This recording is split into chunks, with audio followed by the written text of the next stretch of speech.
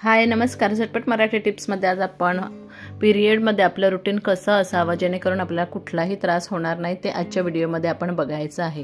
तर पहिल्यांदा सकाळी उठल्यावर आपण थोडेफार हातपाय हलवावे आणि अगदी सांधे मोकळे करावेत आणि त्याच्यानंतर आपण लगेच आंघोळ करावी.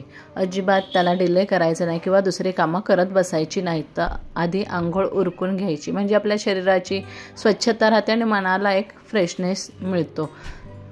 हल्ली वेगवेगळ्या प्रकारची बाथ सॉल्ट मिळतात, तर एखादा बाथ सॉल्ट आणून ठेवावा आणि अशावेळी त्या बाथ सॉल्टने आंघोळ करावी. खूप फ्रेश वाटतं. तुम्ही नक्की ते ट्राय करून बघा. कम्फर्टेबल नॅपकिन्स, सॅनिटरी पॅड्स आणि कम्फर्टेबल पॅन्टीज आपल्या असायला हव्यात. अशावेळी आंघोळ झाल्यानंतर अगदी फ्रेश वाटतं आणि आपण ना त्याच्यानंतर सुद्धा अगदी टापटीप राहायचं आहे. पिरियड्स आल्यानंतर गरम पाण्याने आंघोळ केली ना का खूप बरं वाटतं आणि करावी. खूप फ्रेश वाटतं आणि रिलॅक्स वाटतं. ह्या दिवसात ना आराम करू तेवढा चांगला आहे, पण ह्या दिवसात ना नुसता आराम नाही करायचा, तर आपली दैनंदिन कामं पण सुरूच ठेवायची. पिरियड्समध्ये ना सारखं झोपून नाही राहायचं म्हणजे आळस येतो आपल्याला. नेहमीप्रमाणे ना असंच चांगलं फ्रेश राहायचं. चांगले कपडे टापटीप राहिलं ना का आपल्याला असं काही वेगळा दिवस वाटत नाही. नेहमीसारखं करत राहिलो किंवा आपण टापटीप राहिलो तर आपला कॉन्फिडन्स पण वाढतो. अशा दिवसात आपण अगदी लो फील नाही करत आपल्याला. बघा, पिरियड्स असून सुद्धा मला काही वेगळं वाटत नाही. नेहमीसारखी अगदी मी फ्रेश झाले आहे आता. पूर्वीच्या स्त्रियांचं आयुष्य पिरियडच्या वेळी किती कठीण वाटायचं ना. म्हणजे आपल्या आईच्या आजीच्या वेळी त्या लोकांकडे असे सॅनिटरी नॅपकिन नसायचे जसे आता आपल्याकडे आहेत. तर त्या काळी ते काय वापरायचे, तर घरातले कपडे वगैरे असेच काही वापरायचे जे हायजिनिकली पण ठीक नसायचे. शिवाय त्यांना अगदी कुठे चार चौघात जायला पण भीती वाटायची, कुठे लिकेजचा वगैरे प्रॉब्लेम त्यावेळी पण त्यांना वाटतच असणार ना. पण आता आपल्या पिढीला किंवा आपल्या मुलांच्या वेळी हे काहीच कठीण नाही, कारण आता सॅनिटरी नॅपकिन एवढे आणि चांगल्या प्रकारचे मिळतात ना बाजारात.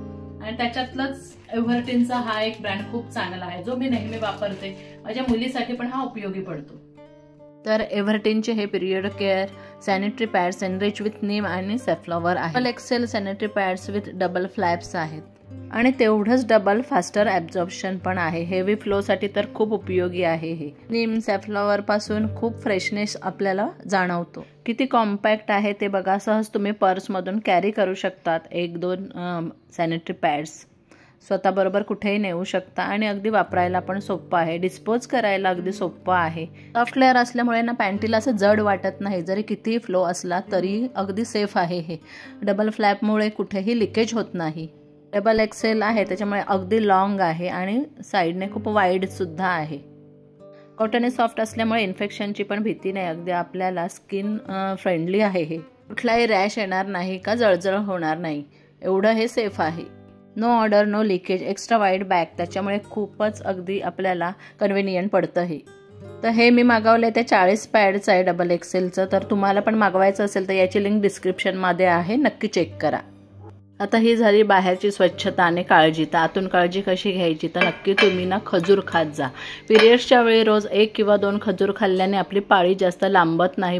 ब्लड फ्लो पण अगदी व्यवस्थित राखला जातो आणि आपलं रक्त मेंटेन राहतं. तर नक्की तुम्ही हे ट्राय करा. हा माझा अनुभव आहे का मी नेहमी खजूर पिरियड्समध्ये खात असते. त्याच्यामुळे पिरियड खूप असा लांबत नाही आणि पिरियड्सचा त्रास होत नाही. काही न वाटतं खजूर खूप गरम असतो, पण नाही, पाळीच्या वेळी खजूर खावा. आणि जर तुम्हाला तसं वाटत असेल ना तर तुम्ही दुधात भिजवून खा. रात्रभर दुधात ठेवा आणि सकाळी उठून तो मऊ झालेला खजूर खा. शिवाय ते दूध पण वरून प्या. तेवढी पौष्टिकता आपल्या शरीराला मिळते. आहारानंतर पिरियड्समध्ये अगदी हलके योगासन केलेले खूप चांगले. बाकी दुसरा कुठलाही जड व्यायाम करू नका. 2-3 असे हलके योगासन केले म्हणजे वज्रासनात बसा तुम्ही थोडा वेळ, अगदी 5 किंवा 10 मिनटं. त्याच्यानंतर तिथली आसन किंवा मग त्याला म्हणतात बटरफ्लाय आसन, तर ते करा तुम्ही. तर ते पण योग्य रक्तसंचार आपल्या शरीरातला मेंटेन करतं आणि जे आपल्याला क्रॅम्प्स वगैरे येतात ना ते या आसनामुळे येत नाही. अगदी खूप हळूवारपणे हे तुम्हाला करायची. ही 2 आसनं केली तरी बस. शिवाय अनुलोम विलोम आणि ध्यानधारणा नक्की करा. याच्यात ना खूप फायदा होतो आपल्याला. तर याच्यात 5 मिनटं तरी तुम्ही अनुलोम विलोम रोज करत जा. एरवी पण आपण करतोच, पण पिरियड्समध्ये अनुलोम विलोम थोडंसं जास्त करा. खूप फायदेशीर ठरतं. शिवाय आपला श्वासाची गती मेंटेन राहते. आणि खूप फ्रेशनेस आपल्याला येतो। या 5 गोष्टी लक्षात ठेवल्या तरी आपले पिरियड्सचे दिवस अगदी आनंदात प्रसन्नतेने आपण घालवतो। तर हे नक्की तुम्ही करून बघा। व्हिडिओ आवडला तर लाईक शेअर कमेंट करा आणि चॅनल नक्की सबस्क्राईब करा।